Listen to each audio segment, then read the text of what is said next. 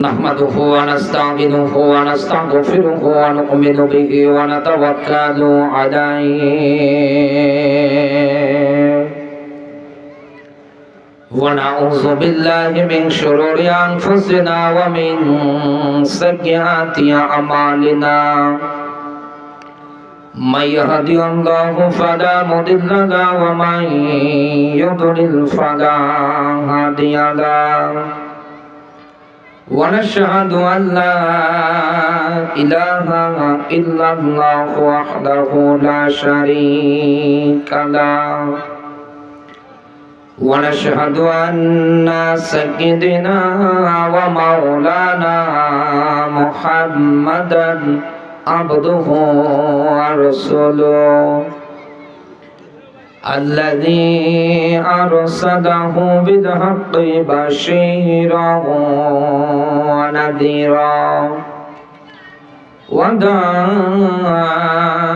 إلى الله بإذنه وسراجا وقمرا منيرا فقد قال الله تعالى في كلامه المجيد وبرهانه التوحيد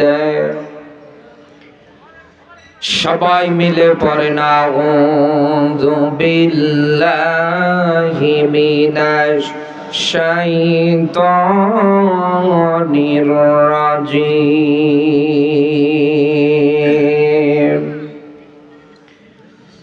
বিসমিল্লাহির রহমানির রহিম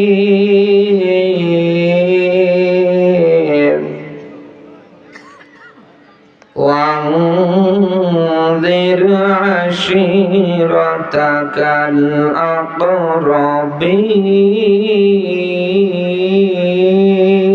الأقربين صدقت يا ربنا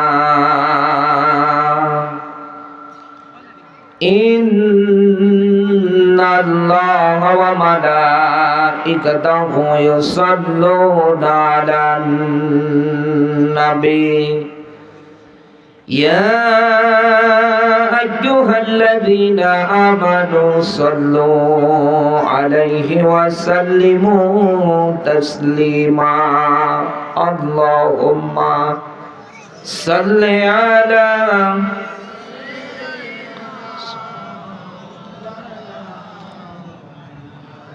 وعلى آل سيدنا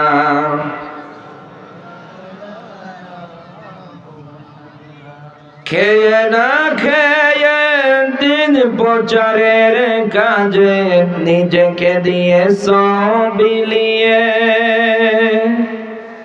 তায়েফের কাফেরেরা চিনল না আলো দুষ্টু ছেলেদের পিছু দিল নিয়ে পাথরের আঘাতে ক্ষত বিক্ষত হয়ে সারা শরীর থেকে রক্ত ঝরে হে রাসূল তোমাকে ভুলি আমি কেমন করে হেরার গুহায় তোমারি ধ্যান আসমান থেকে নামে আল কোরআন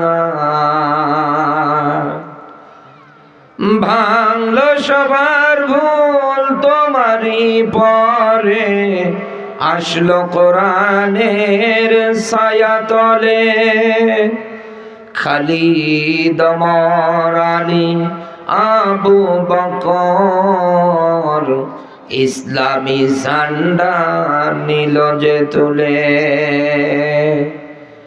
আল আমিন তুমি ছিলে চিরদিন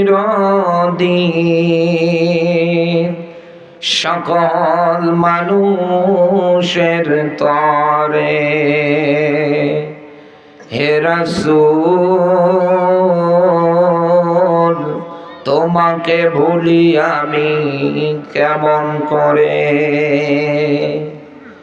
হাজারো ব্যথা বেদনার পরে ফিরে আসনি তুমি আপন ঘরে, দিনের আলো তুমি সরিয়ে দিতে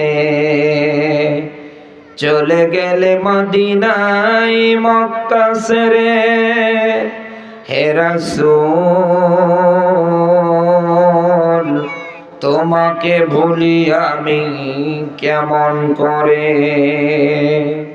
আলহামদুলিল্লাহ।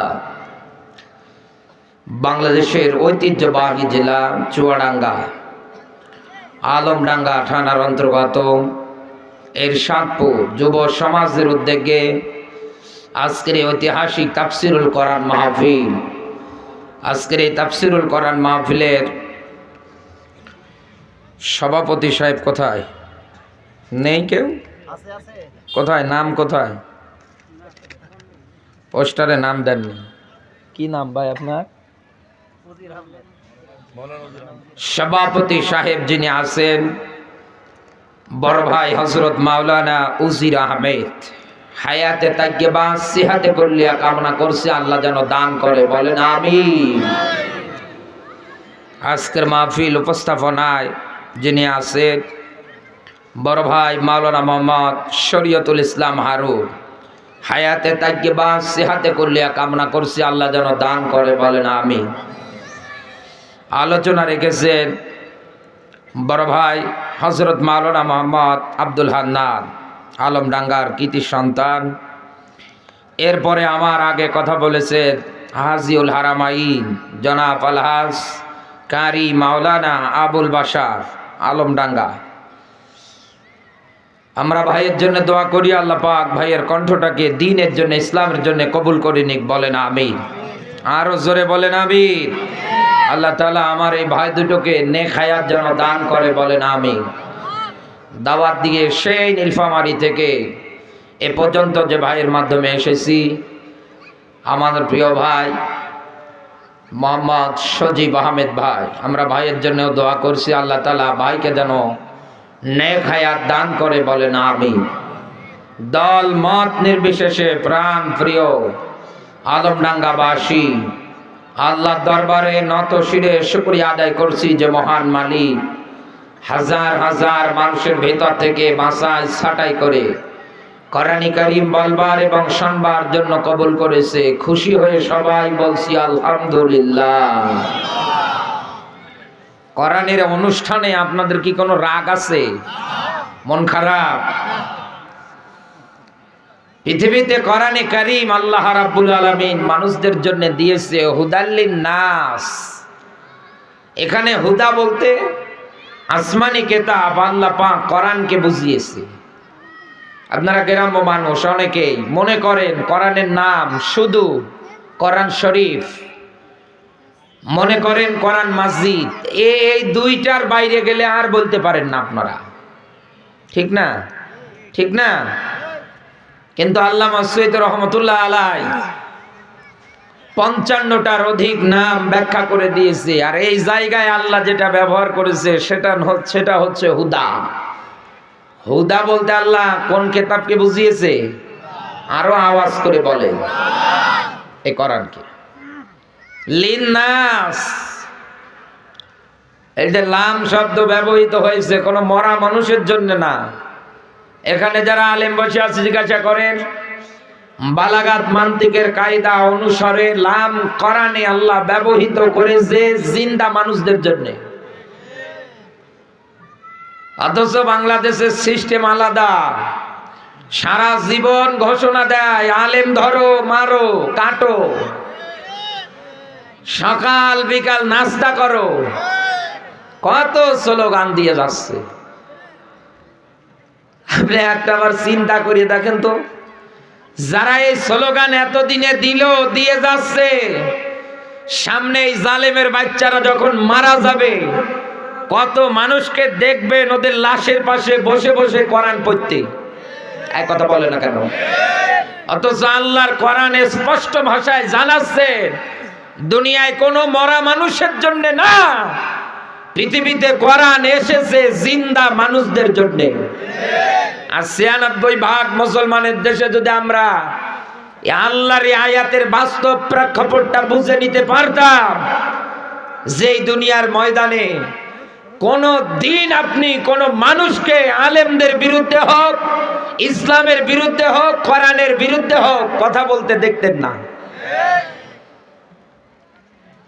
কিন্তু কত মানুষকে আবার দেখি গো, মুসলমানের ঘরে জন্মগ্রহণ করার পরেও কোরআনের ব্যাখ্যা রাগ হয়ে যায়, সহ্য করতে পারে না, ওনার মন খারাপ হয়। সুদের ওয়াজ করবেন না হুজুর, ইমামতি চাকরি করেন অসুবিধা নেই, আপনি সুদের ওয়াজ করবেন না কেন? বলছে না, এই ওয়াজ এই জায়গায় করলে আমাদের কমিটির সেক্রেটারি সাহেব যিনি উনি আবার রাগ করবে। আপনারা চয়েস করে নিয়ে আসলাম আর আপনি এসে সুদের ওয়াজ করবেন, খামাখা আপনার চাকরিটা চলে যাবে। কি করে খাবেন বলেন? হুজুরও চিন্তা করছে তাই তো, চাকরি চলে গেলে কি করব? 12 চাঁদের খুতবা পরে পার করাচ্ছে। নেই নেই নেই নেই আছে। এইরকম করে আপনি মেলান, এই যে এই কথাগুলো যারা বলে একটাও কি মরা? সবগুলোই কিন্তু জিন্দা। অথচ আল্লাহর কোরআন স্পষ্ট ভাষায় জানাচ্ছে এই দুনিয়ার ময়দানে আমার নাজিলকৃত বিধান থেকে কথা হবে স্পষ্ট। কে সুদখোর, কে ঘুষখোর, কে মানুষ হত্যাকারী, কে জুলুম নির্যাতন একাধারে দুনিয়ায় তৈরি করে, কে ফিতনা ফাসাদ করে, কে বেপরদায় থাকে থাক। জাতির সামনে যখন বাল্লিগু আন্নি ওয়ালা আয়া এ হাদিস অনুযায়ী প্রচার করতে যাবে, একটা কথাও গোপন চলবে না, যা হবে সব ওপেনে। আজ অনেক মানুষ আমরা এই ওপেন কথা বলতেও পারি না, অনেক মানুষ আছে ওপেন কথা সহ্যও করতে পারি না। তো হেদায়েত আসবে কেমন করে? আল্লাহ যেভাবে মানতে বলেছে আপনি তো মানেন না ওইভাবে। আল্লাহ বলেছেন ইয়া আইয়ুহাল্লাযীনা আমানু, কোন কাফেরকে তো ডাক দেয় নাই, কোন মুশরিক বেঈমানকে তো ডাক দেয় নাই। আল্লাহ বলেন যারা ঈমানদার আমি আদর করে তোমাদের ডাক দিয়ে বলেছি উদখুলু ফিস সিলমি কাফা, আমার ইসলাম ধর্মে প্রবেশ করা লাগবে। এখানে মায়ের আদেশ না, বাবার আদেশ না, কোন আলেমের আদেশ না, রসুলের আদেশ না, এখানেও আমরের সিগা আল্লাহ নিজে ব্যবহার করে ডাক দিয়ে বলেছে আমার আদেশ। ইসলাম যদি মানতে হয় পরিপূর্ণভাবে মানা লাগবে। আজ তাকান, কোন হিন্দুর সামনে এই ব্যাখ্যা করা হয় না, কোন খ্রিস্টানের সামনে এই ওয়াজ করা হয় না, কোন ইহুদি নাসারার সামনে এই ওয়াজ করা হয় না। যাদের সামনে কোরআন থেকে এই মেসেজগুলো দেওয়া হয়, এক তারা জিন্দা, দ্বিতীয়ত তাদের পরিচয় তারা মুসলমান। এরপরেও দেখেন কোরআনের এই বাস্তব কথা শোনার পরে অনেক মানুষ মানতে পারে না। উনি বলে আপনি আমার বিরুদ্ধে বলেন, আমার বিরুদ্ধে বলেন, আপনার বিরুদ্ধে বলবো মানে? আমি তো কোরআনের বাস্তব ব্যাখ্যা বলছি। এই জালেমরা ক্ষমতায় থাকাকালীন অবস্থায় কত জেলাতে কোরআন হাদিসের বাস্তব কথা বলতে গিয়ে জুতো পর্যন্ত খুঁজে পাই না, সেচেও আসছে। পালাবো কোন দিক দিয়ে, রাস্তাও নেই। অথচ আমি তাকে যতটুকুন আমার এই ব্রেন বুদ্ধি আল্লাহ দিয়েছে এতটুকুন দিয়ে আমি তাকে কুআনফুসাকুম ওয়া আহলিকুম নার, আমার একজন দ্বীনী ভাই হিসাবে আমি তাকে বাঁচানোর জন্য চেষ্টা করেছি জাহান্নাম থেকে। কারণ আমি দেখতে পাচ্ছি আল্লাহর এত সুন্দর দিনের আলো পেশা বাদুর সামসিকার সহ্য হয় না, ওরা বেরো হয় না, একটা অন্ধকার যুক্ত জায়গার মধ্যে গিয়ে লুকিয়ে থাকে। যখন সন্ধ্যা নেমে আসে আপনি তাকিয়ে দেখবেন আলমডাঙ্গায় ওরা আকাশের মধ্যে আনন্দ শুরু করে দেয়, ওরা উড়ে উড়ে বেড়ায়, মানুষের ফসল থেকে শুরু করে বিভিন্ন জায়গাগুলোতে গিয়ে আক্রমণ করে, অ্যাটাক করে। চুয়াডাঙ্গাবাসী একটাবার বিবেক দিয়ে চিন্তা ভাবনা করে মেলান, আল্লাহর এই দিনের আলো মানুষের জন্য উপকার না? বলেন না কেন উপকার না? আল্লাহর এই উপকার এই জিনিসটা ওরা নেয় না, ওরা পলিয়ে থাকে। তার মানে আল্লাহর এত সুন্দর দিনের আলো ওদের ভালো লাগে না। ঠিক মানুষদের ভিতরে এমন একদল মুসলমান বহনকারী মানুষ দুনিয়ার ময়দানে আপনি তাকাবেন, কোরআন হাদিস থেকে স্পষ্ট ব্যস্ত ব্যাখ্যামূলক কথাবার্তা বলবেন, ওনার গায়ে চুলকানি শুরু হয়। বলে হ্যাঁ হুজুর খালি আমাদেরই বলে, ওয়াজ শেষে হুজুর যেন পালাতে না পারে। আজহারি ভাই তার বক্তৃতায় বলেছিলেন যে একদল খেয়ে গিয়েছে আর একদল খাওয়ার জন্য এখন উঠে পড়ে লেগেছে। এই নিয়ে দেখেন অনেক মুসলমানের সন্তানের মাথার মধ্যে আগুন ধরেছে। আপনি কেমন মায়ের বেটা, বুকে হাত দিয়ে প্রমাণ করে দেখান ইসলামের নিয়ম নীতি দিয়ে দুনিয়ায় সাদাবাজি করা যাইতেছে। দেখান অন্যায় ভাবে মানুষদের জায়গা জমি দখল করা কোথায় আছে আমার দেখান। আপনি তো যা ঢুকাচ্ছেন সূরা নিসার 110 সূরা নিসার যত সম্ভবত 10 নম্বর আয়াতে আল্লাহর ব্যাখ্যা, দুনিয়ায় যারা এই রকম করে সম্পদাদি টাকা পয়সা অন্যায় ভাবে আত্মসাৎ করে, যারা খায়, যারা ভক্ষণ করে, সবগুলোই তো জাহান্নামের আগুন খাচ্ছেন আপনি দুনিয়ায়। আসেন তো আল্লাহর এই ব্যাখ্যা উল্টিয়ে দেখেন, আসেন। আর আপনার রাগ হয়। আমার সবচাইতে বেশি দুঃখ লাগে, কষ্ট লাগে তখন যখন আমি তাকিয়ে দেখি আমার কোরআনের ব্যাখ্যা বিশ্লেষণ শোনার পরে কোনো মুসলমানের সন্তান রাগ দেখায়, কোনো মুসলমানের সন্তান তেরে আসে মারার জন্যে। এক কথা বলে না কেন? এই জন্য আমি যেহেতু এই জায়গায় বসেছি, আপনারা লিখেও দিয়েছেন তাফসিরুল কোরআন মাহফিল, বাবে তাফঈলের মাসদার। ঢাকনা দিয়ে কোন জিনিস ঢেকে দেয়া আছে, আবরণ দেয়া আছে, এটাই জাতির সামনে উন্মুক্ত হবে কোরআন এবং হাদিসের আলোকে। কারো গায়ে যদি লাগে আল্লাহর ওয়াস্তে আপনি উঠে বাড়ি চলে যান। আন্দাজে মাঝখানে ঝামেলা করবেন, এই করবেন ওই করবেন না, এর সুযোগ এখানে হবে না। আপনাকে জোর করে বসিয়ে রাখা হয় নাই। ফাযাক্কির ইন্নামা আনতা মুযাক্কির লাস্তা আলাইহিম বিমুসাইতির। নবী আপনাকে আমি পুলিশ দারোগা করে পাঠাই না যে মানুষ পিটিয়ে হেদায়েত করা লাগবে। নবী আপনি দাওয়াত দেন, যার ইচ্ছা হয় মানবে, যার ইচ্ছা হয় মানবে না। যারা আপনার অবাধ্য হবে, আপনার কথা যারা মানবে না, আমি আল্লাহ এদেরকে দিয়েই জাহান্নামের মধ্যে জ্বালাবো। আপনি জ্বলেন যাই, আমার অসুবিধা নেই। আপনার হাত পা বেঁধে কোরআনের কথা শোনানোর আমার ইচ্ছাও নেই, কারণ আমি আয়াত জানি। নবী আপনি যাকে ভালোবাসেন তাকে হেদায়েত দিতে পারবেন না। আপনি যাকে পছন্দ করেন, মহব্বত করেন, তাকে আপনি হেদায়েত দিতে পারবেন না। হেদায়েত তো আপনার হাতে না, হেদায়েত আমার হাতে। আমি আল্লাহ ভালো করে জানি কে হেদায়েত পাবে আর কে পাবে না। এই জন্য কোরআনের কথায় প্রবেশ করার আগেই আমি আপনাকে বিষয়টা ক্লিয়ার করে জানিয়ে দিলাম। শেষে ওয়াজ শেষে আমার গাড়ি ভাঙ্গার মনস্থ করবেন, হুজুর কোন রাস্তা দিয়ে যায় ওই রাস্তায় ব্যারিকেড দিয়ে আটকাবো, এ ধান্দা যেন আপনার না থাকে। আপনার সহ্য হবে না আমি জানি, এই জন্য আগেই বলেছি আল্লাহর রাস্তে বাড়ি চলে যান, কিচ্ছু করার নেই। আমার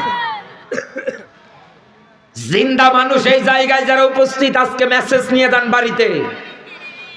এই পৃথিবীর ময়দানে কোরআন যেহেতু এসেছে আপনাকে আমাকে লিতুখরিজান্নাস মিনাজ যুলুমাতি ইলান নূর, অন্ধকার আচ্ছন্ন পথ থেকে আলোর পথ দেখানোর জন্য এই জায়গায় কোরআনের নাম ব্যবহৃত হয়েছে নূর। নূর মানে আল্লাহর কোরআন। আর এই জায়গায় যে জুলুমাত শব্দ ব্যবহৃত হয়েছে, একটু ভালো করে মনোযোগ দেবেন। এই জুলুমাতের অর্থ পেয়েছি আমি দুইটা।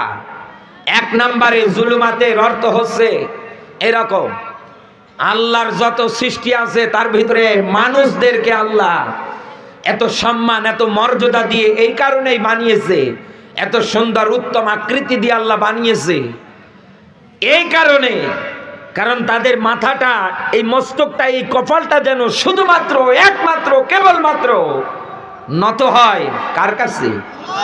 আরো জোরে বলে। এই জন্য কোরআনের ব্যাখ্যা ওয়াসজুদু ওয়াক্তারিব। আল্লাহ বলেন বান্দা আমার নিকটবর্তী যদি হতে চাও তোমরা আমাকে সিজদা দাও। এই যে মসজিদ আছে আমাদের এলাকায় অনেক, আপনাদের এলাকাতেও আছে। এখানে যারা উপস্থিত শ্রোতা হিসেবে বসে আছেন, আমি জিজ্ঞাসা করছি মসজিদ শব্দের অর্থ কি বলেন? হ্যাঁ, হয়নি হয়নি। সিজদা দেওয়ার স্থানকে মসজিদ বলা হয়। সিজদা দেওয়ার স্থানকে আরো জোরে বলেন, মনে থাকবে তো? মনে থাকবে? এই মসজিদের মধ্যে কি আপনি সেজদা দেবেন কাকে? আরো জোরে বলেন। কেন দেবেন? যে আপনি আল্লাহর নিকটবর্তী হওয়ার জন্য এই কাজটা করতেছে। কিন্তু এই ৯৬% মুসলমানের দেশে থাকা কুষ্টিয়ার এই লালনের মাজার থেকে শুরু করে ৪৮,০০০ পীরের দরবার এখন হাতে গোনা বাংলাদেশে। কত বলেন? ৪৮,০০০ পীরের দরবার। কোন দরবারে গিয়ে দেখবেন ল্যাংটা বাবা, গায়ে কোনো পোশাক নেই। কোন দরবারে গিয়ে দেখবেন তালা বাবা, শুধু তালা ঝুলিয়ে রেখেছে। কোন দরবারে গিয়ে দেখবেন বদনা বাবা। এরকম করে কত ৪৮,০০০ পীরের দরবার। কারো কারো তরিকায় দেখবেন নারী পুরুষ এক জায়গায় জিকির করছে। এক কথা বলে না কেন? পানির নিচে কি যেন বলে, মোমবাতি, ঝড় বাতাসে নেবে না। এই বাবার মুরিদ হইলে নামাজ রোজা লাগে না। কি জিকির বানিয়েছে ওরা একাধারে। আমার এলাকাতেও দেখি মাঝে মাঝে কিছু লোক করে, নারী পুরুষ এক জায়গায়। এই যে মাজারে যারা সেজদা দেন আল্লাহকে বাদ দিয়ে অন্য জায়গায় গিয়ে এরকম করেন, এখানে বলেন তো সেজদা পাওয়ার একচ্ছত্র মালিকানা কার? আরো জোরে বলেন। আপনি যদি আপনার বাবার কথা না শোনেন রাগ হবে না? রাগ হবে না? আপনার মায়ের কথা যদি আপনি না শোনেন রাগ হবে না? মা বাবা বিরক্ত হয়ে বলে সাতার জন্ম দিয়েই ভুল করলাম, গায়ে যেতে বললে বায়ে দৌড় মারে। ঠিক অনেক মানুষ আছে আল্লাহকে সেজদা না দিয়ে মাজারে যারা সেজদা দেন, মালিকও আপনার উপরে রাগ হয়েই কোরআনে আয়াত দিয়েছে। সূরা নিসার ৪৮ নম্বর আয়াত, ১১৬ নম্বর আয়াত। আল্লাহ বলেন এই শিরকের মতো গুনাহ আমি আল্লাহ মাফ করি না, এটা বাদ দিয়ে অন্যান্য গুনাহ আমি আল্লাহ ইচ্ছা করলেই মাফ করে দেই। দুইটা আয়াতে আপনি একই ব্যাখ্যা পাবেন।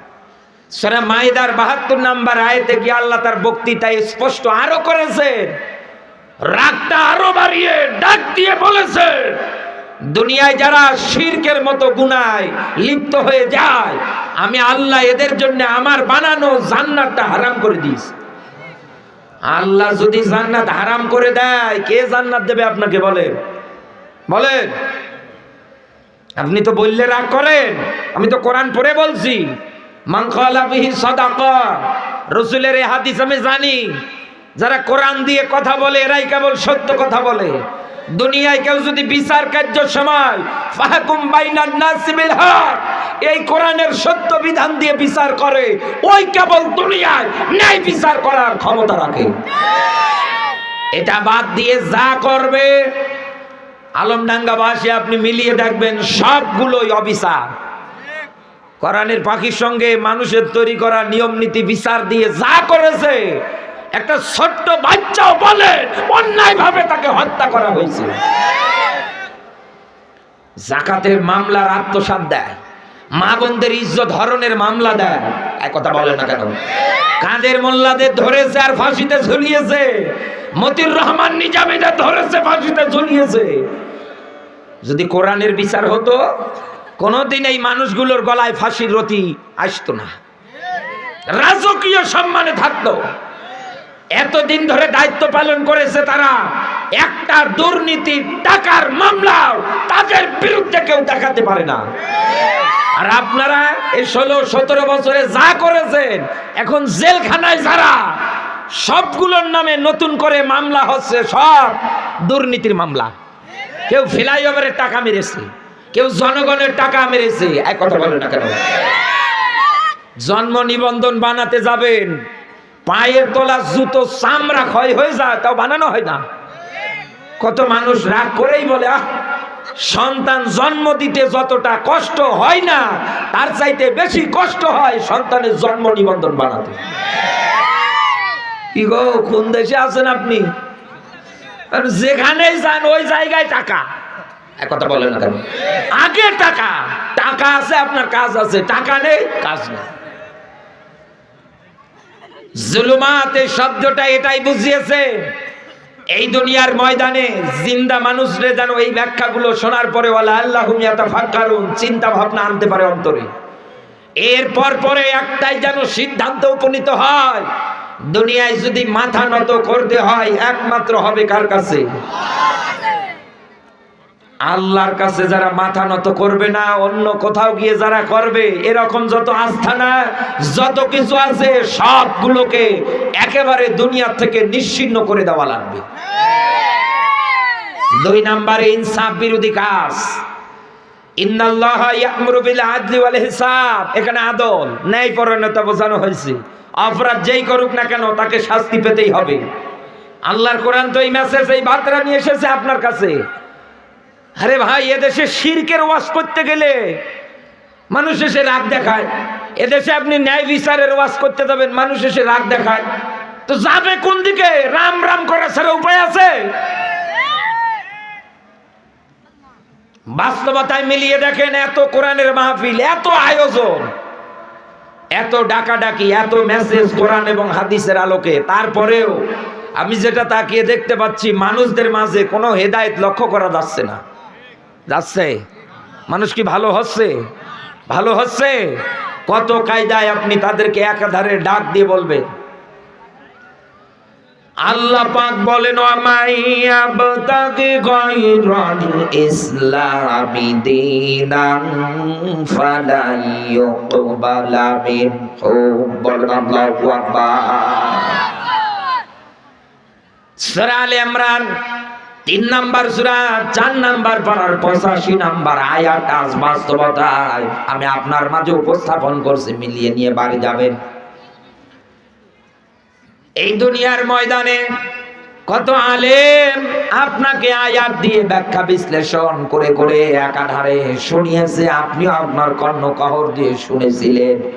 তেনার ব্যাখ্যার সিস্টেমটা ছিল এরকম: দুনিয়ায় ইসলাম বাদ দিয়ে, কোরআন বাদ দিয়ে, কারো যদি ব্যক্তি, কারো যদি পরিবার, কারো যদি সমাজ, কারো যদি রাজনীতি, এমনকি দুনিয়ায় যা কিছু আছে সবগুলো যদি একাধারে চালায়, আল্লাহ বলেন ফালা ইউকবালা মিনহু, একটাও আমার আল্লাহ কশিন কালেও কবুল করে না। এই যে আয়াতের এতটুকুন সরল ব্যাখ্যা যেটা এসেছে, এতটুকুনে আপনার মাঝে চমৎকার করে আলেম ওলামা যারা আছে, কি ভাইরাল কি নন ভাইরাল, এক কথা বললেন না কেন? ময়দানে আপনাকে একাধারে এরকম করে কোরআনের আয়াত দিয়ে বাস্তব ব্যাখ্যা বুঝিয়ে যায়, কিন্তু আপনি এটা মানতে পারেন না। আপনি কথাটা কিন্তু ভালো করে জেনেছেন, আহুয়া ফিল আখিরাতি মিনাল খাসিরিন, কিয়ামতে আমাকে ক্ষতিগ্রস্তের কাতারেও দাঁড়ানো লাগবে। আমি যদি দুনিয়ায় ইসলামটা মাইনাস করে দিয়ে বিচার করি, আমি যদি ইসলামটা মাইনাস করে দিয়ে রাজনীতি করি, আমি যদি ইসলামটা মাইনাস করে দিয়ে দুনিয়ায় আমার পুরো জীবনটা একাধারে চালিয়ে যাই, কিয়ামতের দিন আমার আল্লাহ আমাকে জাহান্নামীদের কাতারের মধ্যে দাঁড় করাবে। একটাবার চিন্তা আনেন তো মনের মধ্যে। এই যে ব্যাখ্যাটা সব জায়গায় আলেম ওলামা আপনার মাঝে করে দিচ্ছে, তারপরেও দেখেন এই দুনিয়ার মানুষ ইসলাম মানার ক্ষেত্রে কি এগিয়ে আসে। আপনি যত ডাকতেছেন মানুষ আরো তত পাছাচ্ছে। এক কথা বলেন না কেন? মানুষদের মাঝে আজ মনে হয় এমন কায়দায় জীবন গঠন করেছে, এমন পরিবারে দেখেন এক ওয়াক্ত নামাজ পর্যন্ত কারো জীবনে পাওয়া যায় না। গান বাজনা বাদ্যযন্ত্র দিয়ে একাধারে তারা নাচানাচি করতেছে। আলমডাঙ্গার মুসলমানেরা, আমি আপনাকে এটাই বোঝাচ্ছি, এরকম যত আয়াতের ব্যাখ্যা বিশ্লেষণ একাধারে আছে, আপনি মিলিয়ে দেখেন এদেশের আলেম সমাজ যারা আছে তারা বলতে বলতে কান্না পর্যন্ত করে ফেলছে যে মানুষদের আর কিভাবে বোঝাবো আমরা, কিভাবে বোঝালে মানুষ বুঝবে। কারণ মানুষকে তো আল্লাহ গরু ছাগলের মতো করে দুনিয়ায় বানায় নাই, মানুষকে আল্লাহ চিন্তা ভাবনা করার জন্য লাহুম কুলুবুল লা ইয়াফকাহুনা বিহা, এই যে কলব এটা দিয়েছে। আর আল্লাহ নিজেই কোরআনের মধ্যে সুন্দর করে ব্যাখ্যা করে ডাক দিয়ে বলেছে, দুনিয়ায় কলব থাকার পরেও যারা কাজে লাগায় না, এই যে চোখ, কোরআনের মাহফিলে যাবেন, যাওয়ার পর পরে আলেমদের কথাগুলো ওই জায়গায় আপনি চোখ মেলে মেলে শুনতেছেন, এই কান দিয়ে এই তিনটার একটাও দুনিয়ায় যাদের ভালো কাজে আসে না, আল্লাহ বলেন উলাইকা কালানাম বাল হুম আদল, এ তো চার পাওয়ালা জানোয়ারের চাইতেও খারাপ। আপনি না দাবি করেন আমি মানুষ, আপনি না দাবি করেন আমি এই দেশের একজন বড় পদে আছি, আপনি দাবি করেন আমার এক হাতের ইশারায় তোর 12টা বেঁচিয়ে ফেলবো, কথা বলে না কেন? আপনার এত বসান, আপনার এত ক্ষমতা, আপনার এত কিছু, অথচ আল্লাহর ব্যাখ্যায় এই দুনিয়ার ময়দানে আপনি চার পাওয়ালা জানোয়ারের চাইতেও নিকৃষ্ট। একটা কুকুরের যা দাম আছে এর তো কোনো দাম আল্লাহর কাছে আপনার নেই, আর আপনি মশান দেখাচ্ছেন। বাস্তবতায় আপনি মিলিয়ে নেবেন। এবার আমি আপনাকে একটা ব্যাখ্যা ইজি করে আরো ভালো করে বোঝানোর জন্য উপস্থাপন করছি। আল্লাহ পাক বলেন ইন্নাল্লাযীনা কাফারু সাওয়াউন আলাইহিম, বলেন আল্লাহু আকবার। সূরা বাকারা 2 নাম্বার সূরা 1 নাম্বার পারার 1 নাম্বার রুকুর 6 নাম্বার আয়াতের মধ্যে আল্লাহ ব্যাখ্যা দিয়েছে ইন্না, নিশ্চয়, আল্লাযী, অতঃপর যারা, কাফারু, দুনিয়া যারা কাফের। হে নবী, এই দুনিয়ার মানুষগুলোর মধ্যে যারা কাফের হবে তাদেরকে আপনি যতই সতর্ক করেন কোরআন এবং হাদিসের আলোকে, হে নবী তাদেরকে আপনি যতই দুনিয়ায় ঈমানের পথে আহ্বান করেন না কেন, আমি আল্লাহ বলছি কোনদিন দুনিয়ায় তারা ঈমান আনবে না। কথাকার আরো জোরে বলেন। এই আয়াত এবং এর আগের আয়াত দুইটাই মিলিয়ে দেখে, কোরআনের মাহফিল থেকে শুরু করে মসজিদের মেম্বার থেকে শুরু করে একাধারে কোরআন এবং হাদিসের আলোকে কত ভাবে ডাকাডাকি হয়। দেশ চালান ইসলাম দিয়ে, কোরআন দিয়ে, রাজনীতি করেন ইসলাম দিয়ে, কোরআন দিয়ে। এক কথায় দুনিয়ায় যেটাই আপনি করেন না কেন সেটাই আপনি ইসলামের নিয়ম নীতি দিয়ে করেন। কিন্তু এরপরেও কি এই 56,000 বর্গ মাইলের দেশটা আমরা কোরআন দিয়ে একটা বারও চালাতে পেরেছি?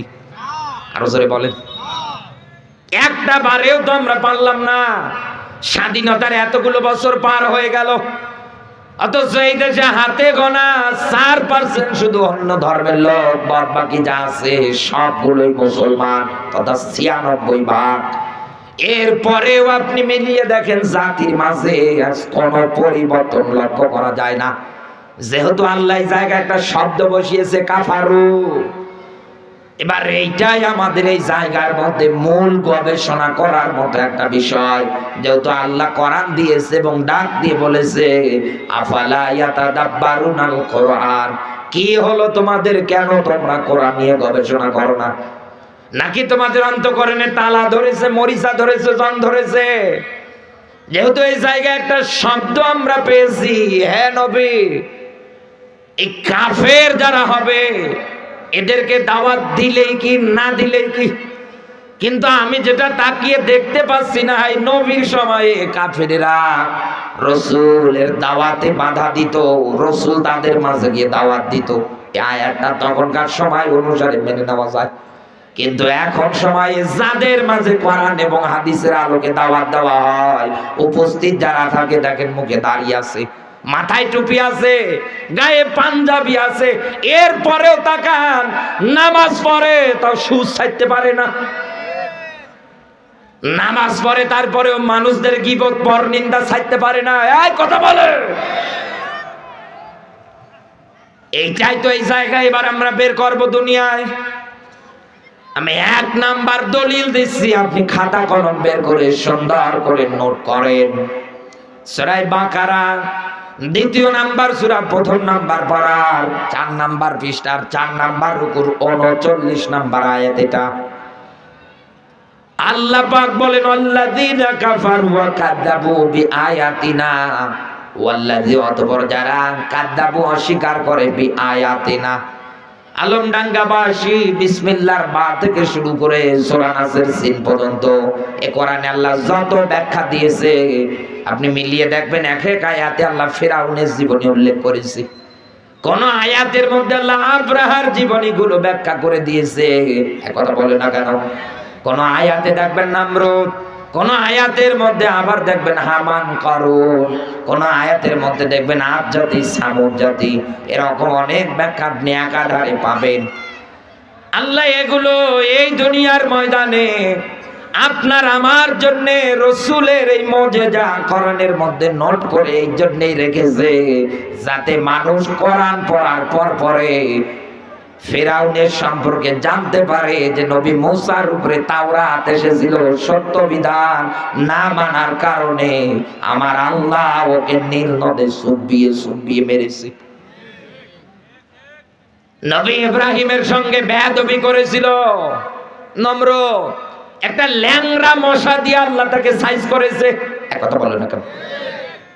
আদ জাতি সামুদ জাতিরা আল্লাহর সত্য বিধান পাওয়ার পর পরে অস্বীকার করেছিল, মেনে নেয় নাই। এই জন্য আমার আল্লাহ তাদেরকে দুনিয়ার থেকে বিদায় করেছি। কওমে লূত, এরকম আয়াতের যত ব্যাখ্যা আছে, যত কিছু আছে, এই জন্যই তো মুফাসসির ইকরামরা আয়াতকে চিহ্ন নিদর্শনের সঙ্গে তুলনা করেছে। এখানে আলেমদার আছে, জিজ্ঞাসা করে দেখেন, আজও দুনিয়ায় যদি আপনি মুসলমান পরিচয় বহন করার পরেও ওরা যা করেছে ওদের সঙ্গে যদি আপনি দুনিয়ার ময়দানে মিল রাখেন, তাহলে হিসাব করে মেলান, ওরা যা আপনারও পরিচয় কিন্তু সেটা। আমি আজ তাকিয়ে দেখতে পাচ্ছি মুসলমানদের মধ্যে আজ থেকে হাজার হাজার বছর আগে আব্রাহা যা করে গিয়েছে, কত মুসলমান পরিচয় বহনকারী মানুষেরা নরেন্দ্র মোদীর সঙ্গে হাতে হাত মিলিয়ে আমাদের বাবরি মসজিদ ভেঙে ওই জায়গায় ওরা রাম মন্দির বানাতে সহযোগিতা করেছে।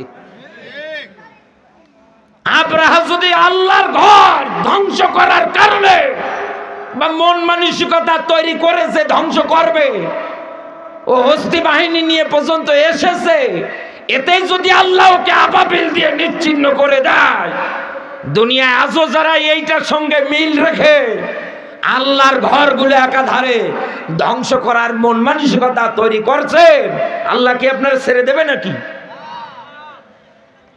ভারতে আজও তাকান একাধারে ওরা কত জায়গার মধ্যে মসজিদ গুলো ভাঙতেছে, আর বাংলাদেশের নাস্তিক রাম আর বাবেরা ওদের সঙ্গে হাত মেলাচ্ছে। হ্যাঁ, কথা বলে। আমাদের দেশের যে বুড়ি শয়তান এখন পালিয়ে আছে ওই জায়গায়, ওই জায়গার একজন নেতা বক্তৃতা দিচ্ছিলেন, উনি একবারে ক্লিয়ার করে বলেছে যে এই বুড়ি যতদিন হয় আমাদের ভারতবর্ষে এসেছে তবে থেকে অশান্তি শুরু হয়েছে।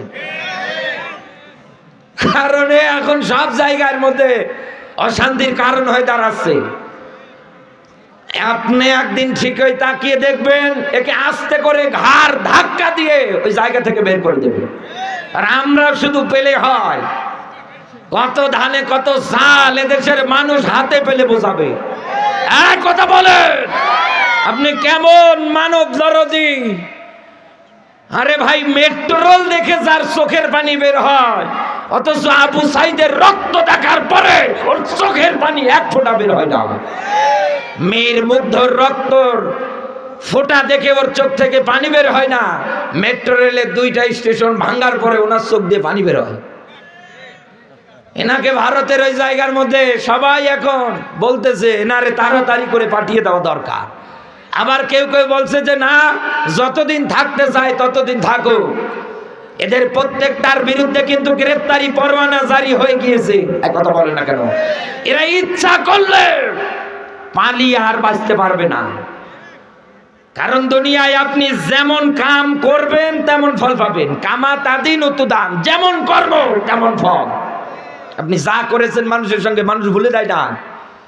আপনি যা করেছেন একাধারে মানুষ এগুলো মনে রেখেছে, শুধু প্রতিশোধ বদলা নেওয়ার পালা সামনে। আপনি তাকিয়ে দেখবেন কোরআনের পাখির সেই মেসেজ, এমন একটা সময় আসবে জালেমেরা যদি ইন্দুরের গর্ততেও ঢুকিয়ে থাকে ওই জায়গা থেকেও মানুষ ওদের টেনে বের করবে। তার মেসেজ ছিল এটাই, পালানোর জন্য ইন্দুরের গর্ত পর্যন্ত তোমরা খুঁজে পাবে না। আজ মিলে যাচ্ছে না, কালামানি কলা পাতায় শুয়ে আসছে। সালমান এফ রহমান দরবেশ দাড়িগুলো কেটে পালাচ্ছে। আর আমি আল্লাহর কাছে দোয়া করি, আল্লাহ কয়টা দাড়ি দাও, আমার দাড়িয়ে হয় না। আরে বেটারা দাড়ি কেটে কুল পায় না। কত যুবক আছে দাড়ি কাটে, আর আমি দোয়া করি আল্লাহ আমার দাড়ি দাও। দেখেন তো দাড়ি আছে নাকি, দাঁড়িয়ে ওঠে না। জালেমরা দুনিয়ার ময়দানে যা করে আমার আল্লাহ সব দেখে। তিনি কিন্তু ঘুমায় না, তিনি দেখতেছে, কিচ্ছু বলেন আপনাকে। এখনো সময় আছে, স্বৈরাচারদের সহযোগিতা বাদ দেন, দোষরদের পাঁচাটা বাদ দেন। আল্লাহ আয়াতে স্পষ্ট নিদর্শন উল্লেখ করে দিয়েছে এরকম, দেখো আমি আব্রাহাকে ছেড়ে দেই নাই, আমার সত্যের অবাধ্য যারা হয়েছিল আমি একটাকেও ছাড়ি নাই। সামনে যারা হওয়ার মন মানসিকতা তৈরি করছে আল্লাহ এদেরকেও ছাড়বে না। আল্লাহ ব্যাখ্যা দিয়েছে ফামাহিলিল কাফিরিনা আমহিলহুম রুয়াইদা। আল্লাহ বলেন কাফের বেঈমান যারা আছে আমি আল্লাহ এদের ছাড় দেই, অবকাশ দেই, কর কত করবি কর, কিন্তু আমি আল্লাহ যেদিন ধরবো তোর বাপ বলার সময় দেব না। আমি আপনাকে একটা ব্যাখ্যা দিচ্ছি এবার এক্সাম্পল আকারে, একটু আপনি শুধু আমার কথাটা ভালো করে মনোযোগ দিয়ে শোনার চেষ্টা করবেন। এই যে বাড়িতে এসে আমি খানা পিনা করেছি, বাড়ির যিনি মালিক উনি যদি আমার আলোচনা শেষে ডাক দিয়ে বলে ভাই আপনি আমার বাড়ির মধ্যে থেকে যান, ওনার কথায় আমি যদি রাজি হয়ে যাই, যেহেতু আমাকে আগামীকাল পাবনায় যেতে হবে, যে কুষ্টিয়া দিয়ে আমি একেবারে তাড়াতাড়ি পাবনা চলে যেতে পারবো, সকালবেলা উনি আমার খাবার খাওয়ানোর জন্য হয়তো দেখবেন যে এত সকাল নিজের বাড়ির যে পুষ্করী পুকুর আছে ওই জায়গা থেকে উনি মাছ ধরার চেষ্টা করবে। মাছ যখন ধরতে যাবে আপনি তাকিয়ে দেখবেন একটা বড়শি উনি ব্যবহার করবে মাছ ধরার জন্য, একেবারে শর্টকাট, এটা মাছ ধরার একটা পদ্ধতি। বড়শির মধ্যে খাবার লাগিয়ে ফালিয়ে দেবে। ওনার পুকুর অনেক মাছ ওই জায়গার মধ্যে ছেড়ে দিয়েছে, কিন্তু 1 ঘন্টা পার হয় একটা মাছও বড়শির মধ্যে উঠছে না। মনে মনে ভাবছে দাওয়াতও দিলাম, বাড়িতেও মেহমান, আবার বাজারেও যাওয়া লাগছে শীতের দিনে, ওর চাইতে ভালো মনে করে পুকুর পাড়ে এসে বড়শি ফালালাম, মাছ তো ওঠে না, করবো কি আমি? 1.5 ঘন্টা হয়ে যায় তারপরেও মাছ ধরে না। একটা পর্যায়ে উনি ওই জায়গার মধ্যে বিরক্ত বোধ করতেছেন, হঠাৎ করে তাকিয়ে দেখছে বড়শির যে সুতোটা যেটা নড়াচড়া করছে, যেই নড়াচড়া করছে এবার বুঝতে পেরেছে যে না মাছ মনে হয় বড়শিটা খাওয়ার জন্য চেষ্টা চালাচ্ছে, তথা যে খাবার লেগিয়ে দেওয়া আছে ওই খাবার খাবে। হঠাৎ আপনি তাকিয়ে দেখবেন মাছ যখন একেবারে খাবার খাওয়ার জন্য চেষ্টা চালায় বড়শিটা সহ কিন্তু খেয়ে ফেলে। এবার যখন এই খেয়ে ফেলেছে গলার মধ্যে বেঁধে গিয়েছে, টান দেয়, সুতো সহকারে টেনে নিয়ে যেতে চায়। উপরে যিনি ধরে আছে উনি এমন জোরে টান দিয়েছে মাছটা পানির থেকে ওঠার পরে শুকনো একটা জায়গার মধ্যে উঠে লাফাচ্ছে। যিনি মাছ ধরার জন্য এতক্ষণ যাবত চেষ্টা চালিয়েছে প্রায় 1.5 ঘন্টা, একটা মাছ ওঠাতে পারে না।